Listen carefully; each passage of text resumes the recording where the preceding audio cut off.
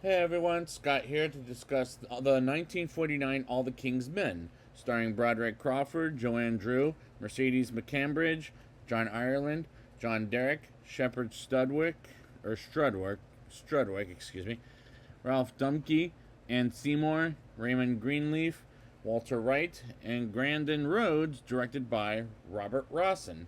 Now, before I get into this, welcome to the Volume 5 of the Columbia Classics series, as there's one movie I've reviewed in this series before, and I'll talk about it when I get to the end of the last one.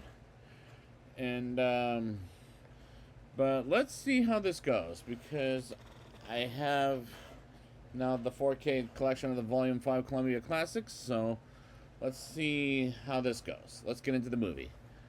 Jack Burton, played by John Ireland, gets an assignment to cover a politician named Willie Stark, played by Broderick Crawford, as he's running for governor, as Jack gets arrested for sticking his nose in Willie's business and gets his camera taken away from him, and he talks with Dolph Pillsbury, played by Will Wright, and Willie's opponent, Tiny Duffy, played by Ralph Dumpke. As Duffy mocks the bartender, which is reminding me of someone in particular. I won't name names at this point because that's nobody's business. As Jack gets to Willie's residence with his wife Lucy, played by Ann Seymour, and goes on with this interview, and the performances by the actors was very well done, as the characters were well done as well. Willie's son, or brother Tom, played by John Derrick, it's his son, can't tell you, gets home all beaten up as Willie decides to run for the office of governor, as Jack gets back and goes on his vacation, and sees his mother and stepfather by a lake. Meanwhile, he sees Judge Monty Stanton, played by Raymond Greenleaf, and his niece Anne, played by Joanne Drew, as they spend the day together and have dinner at night, and they, with them, continuously talking politics, as the stepfather brings up how much he disagrees with Jack's article about Willie, and he throws some liquor at his stepfather, and Anne talks with Jack as he thinks he's running for governor's office in a sarcastic way. And Anne wants to join him, and when Jack gets back to work and learns Willie is retiring from politics by becoming a lawyer, and the way it's directed is pretty spectacular by director Robert Rossen, as this is a pretty strong film. The fire drill comes at a school, and a pair of stairs collapses, and a funeral occurs, and Willie refuses to go back to politics until he wins for governor of state office, while Jack follows Willie to train along with Sadie Burke, played by Mercedes McCambridge, as she and Jack chat about the speeches Willie gives, and we move on to nighttime with Jack making Willie think about his speech and he wants to get comfortable, while Sadie wants some shut-eye and says something powerful dialogue about how he would be a great governor, as Sadie comes in and saying how Willie is full of himself. And the screenplay is written for the movie works great from start to finish, as there are some things good versus bad politicians out there. I won't name names, but because it's nobody's business what I believe in. But this movie is well done and well shot and well made, in my opinion.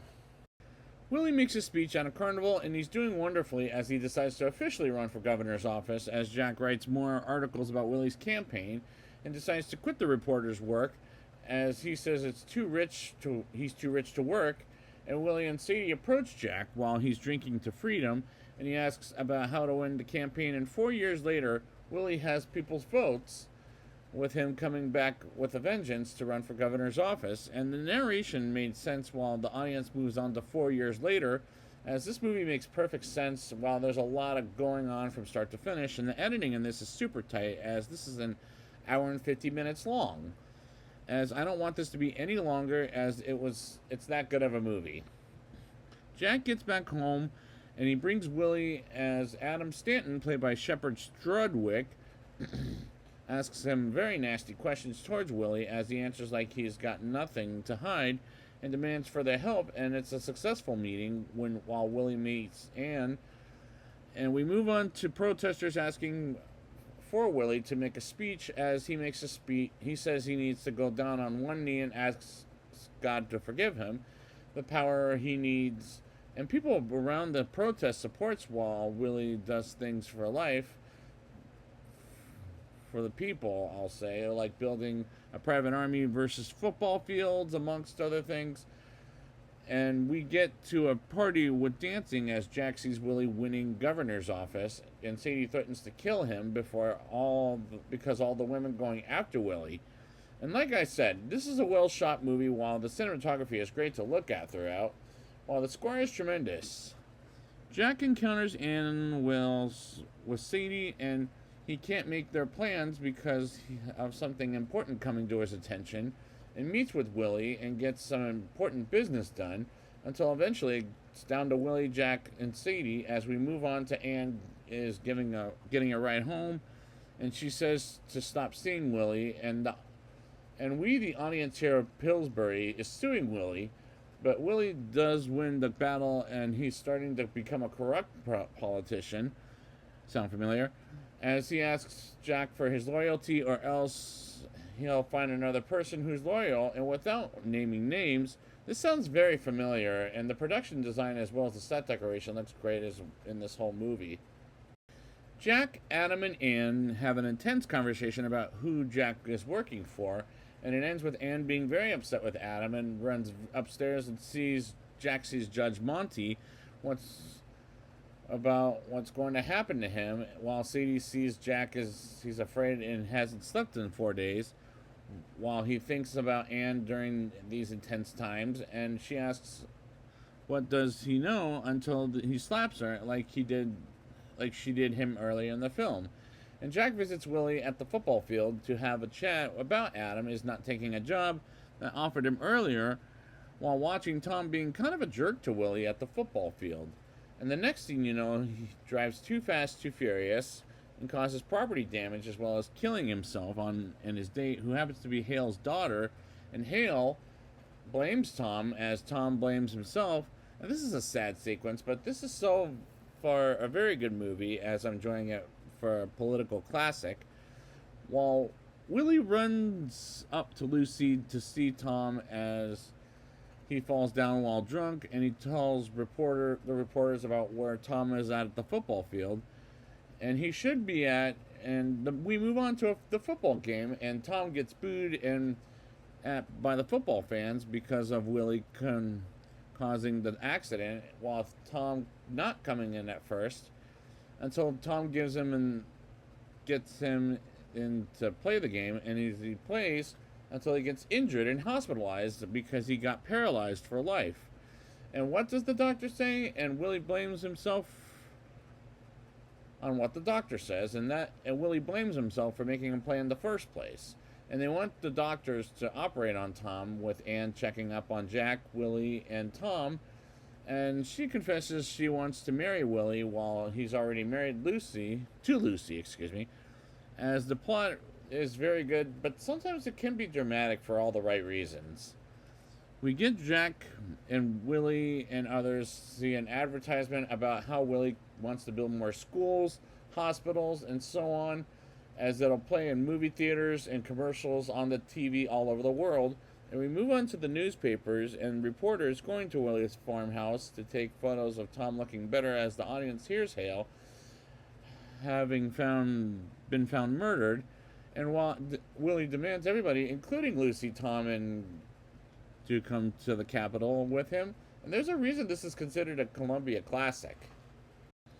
People are absolutely furious as Willie is making speech after speech, and people want to win with Willie, as people are getting into fights as Jack interrupts Boy, played by Walter Burks, driving to tell Willie he'll make it out alive, as Willie says to Jack he'll make it to be president. And Jack talks with Judge Monty, as he says he's the one who wants to impeach him. And Willie asks Judge Monty about he remembers someone who gets Judge Monty where he's at and how he got there, and he threatens him to take back his votes. And Judge Monty has to think about some things by the next morning, as Jack tells Willie they're through And Willie denies it, and Ann and Adam come in, and as they hear Judge Monty shot himself dead, just right out of the blue, and Ann is upset with Jack.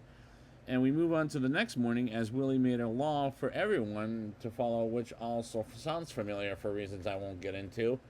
And this is reminding me of somewhat of the politics going on today, as this came out in 1949, and it works to this day. Anne comes to Jack and tells him Willie hit her and breaks up with her, and asks Jack if he ever loved her, and Jack walks out on Anne as he goes to the courthouse and makes everyone chant Willie, Willie, we want Willie, until he appears and fights the Capitol and make Willie win as a president, and tells the crowd to stay where they're at until they hear Willie winning for president of the United States of America, as they do. And Willie comes out and the crowd cheers for him, and he makes a speech: if anyone gets in his way, he'll break them with his bare hands.